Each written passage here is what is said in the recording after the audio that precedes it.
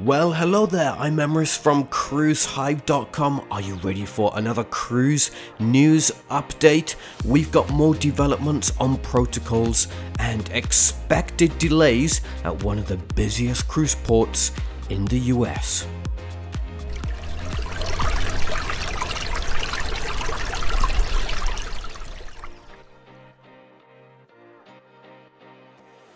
It was another important week for the cruise industry as major cruise lines continued to ease requirements, making it even easier to take a cruise. So we've got protocol updates from Carnival Cruise Line and Royal Caribbean, including self-testing being allowed. There's also coverage on Royal Caribbean Gratuities and major delays expected at one of the busiest cruise homeports in the US. But it's not as bad as you think. We will get into that very shortly indeed. Alright, so let's begin your cruise news update. For the first time since 2018, Royal Caribbean is increasing gratuities and has already started to include the new higher rate in the documentation sent to guests. So for standard staterooms, the rate is going up by $1.50, and for those booked in suites, it's by $1. It now means that the new daily rate for staterooms is $16 per person per day, and for suites, the new daily rate is $18.50 per person per day. The increase will go into effect from September 7th, 2022. Previously, the rate for staterooms was $14.50 and for suites was $17.50. It's also important to note that the new increased rate is now shown on the official website. Guests will be able to prepay and lock in the previous lower gratuity rate before September 7th. There is an automatic 18% gratuity charge when purchasing beverages using room service and the minibar. Some departments are also not included in gratuities, such as crew working in the spa, casino, and duty-free shops.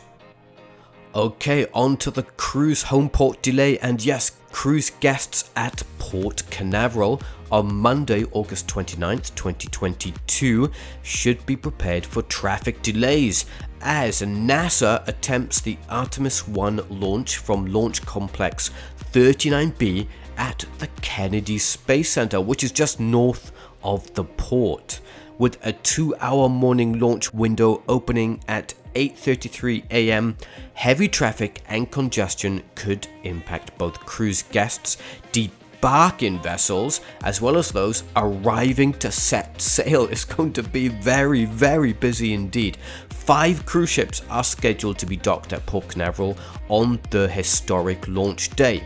Royal Caribbean's Mariner of the Seas and Independence of the Seas, Carnival Cruise Line's Carnival Freedom and Carnival Liberty, and of course Disney Cruise Line's newest vessel, Disney Wish.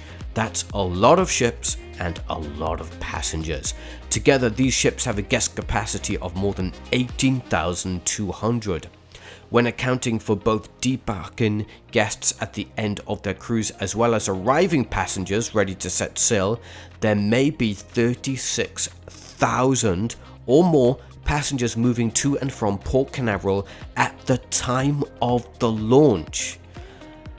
At the same time, local authorities are expecting 100 to 200,000 visitors or more in the area in anticipation of the Artemis 1 launch. It's going to be very, very busy indeed. Port Canaveral is advising extra travel time for the launch day. Even guests who may have arrived near Port Canaveral a day or two before their cruise should note that local traffic will be heavy and can cause delays between hotels and the cruise port. Even though cruise passengers may be facing delays, I'll tell you what, it's a once-in-a-lifetime opportunity to watch the historic launch. Guests could have some of the best views in the area, especially if you're still on the cruise ship at that time. And I'll tell you what, Even I'm excited about this. It's going to be a spectacular event. So forget about all those days. You're going to be watching history right there from Port Canaveral. In a simplification to its protocols, Royal Caribbean International has announced that beginning on Monday, September 5th, all guests, regardless of vaccination status, will be welcomed aboard a greater variety of itineraries. The available itineraries include all sailings from Florida homeports, all sailings from Los Angeles, California, Galveston in Texas, and New Orleans in Louisiana, all Oasis of the Seas sailings from Cape Liberty in New Jersey, all sailings from any European homeport, and all sailings to and from Greece. Some testing guidelines do remain in effect for Royal Caribbean guests. For European cruisers that call on ports in Greece or Spain, for example, any travellers who are not considered up to date according to guidelines in Europe must take a test on board their ship prior to debarking. In addition to more opening of cruise itineraries to a greater range of passengers, Royal Caribbean has also made its pre-cruise testing requirements even simpler. As of September 5th, 2022, fully vaccinated guests will no longer need a negative pre-cruise test result for any sailing 9 nights or shorter, unless on sailings that visit Greece. Unvaccinated guests aged 5 and older must still test before sailing, but can do so up to 3 days prior to embarkation, regardless of the cruise length. Self-tests will also be accepted for this pre-cruise testing, so that's a new development, very exciting indeed. All guests, regardless of vaccination status, must continue to test before any cruises of 10 nights or longer, no matter where they may be sailing.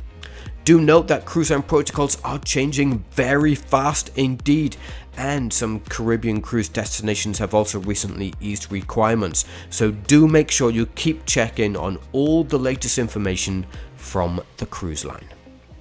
Carnival Cruise Line has made some amendments to cruises sailing in Europe, specifically for cruises on board Carnival Pride and the maiden transatlantic crossing from Southampton on board the Carnival Celebration later this year.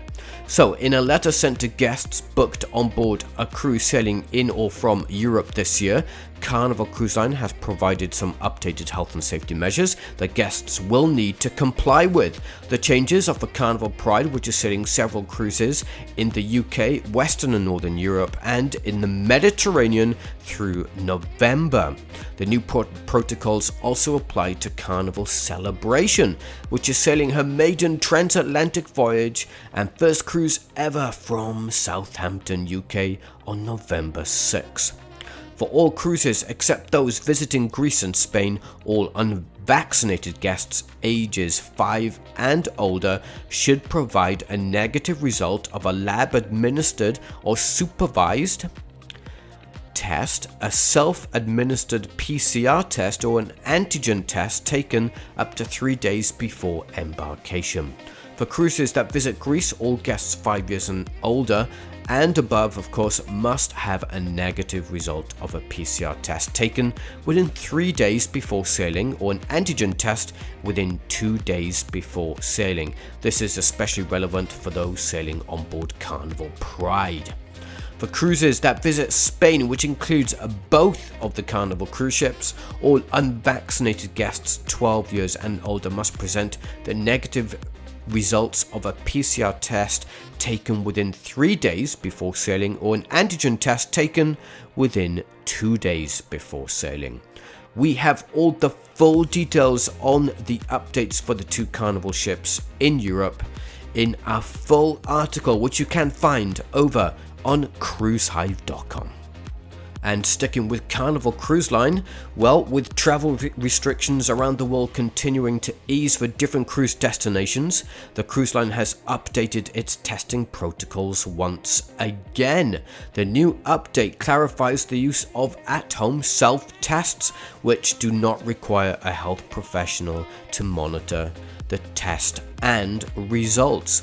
All unvaccinated cruise passengers setting sail with Carnival on Monday, September 6 or later do still need to present a negative test result to be cleared for embarkation, but the type of test can vary depending on the cruise destination.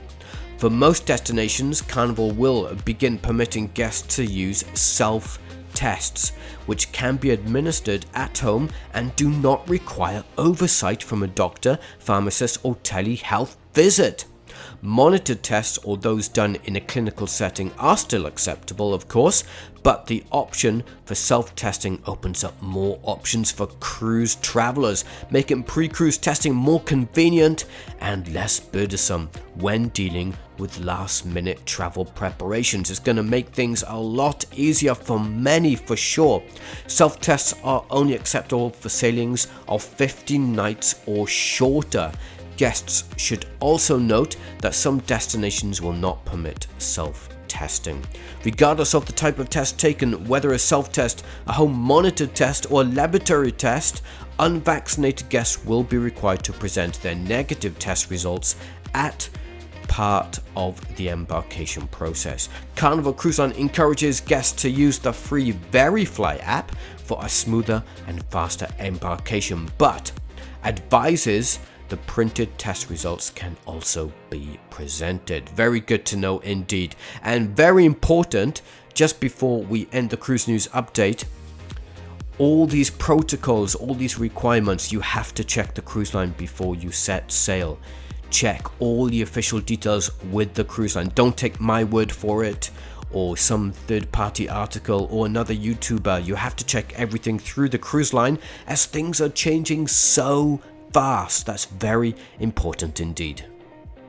Well, it was just another busy week of cruise news, and we've got all the coverage over on cruisehype.com, including Royal Caribbean detailing year-round Singapore cruises, bookings open for the Carnival Luminosia, the Celebrity Ascent cruise ship reaching a major construction milestone, Carnival cruise ship rescue at sea, MSC Seascape completes sea trials, the Bahamas plans to ease requirements for cruise ship visitors, and so much more all over on the website. Always plenty going on, of course, in the cruise industry.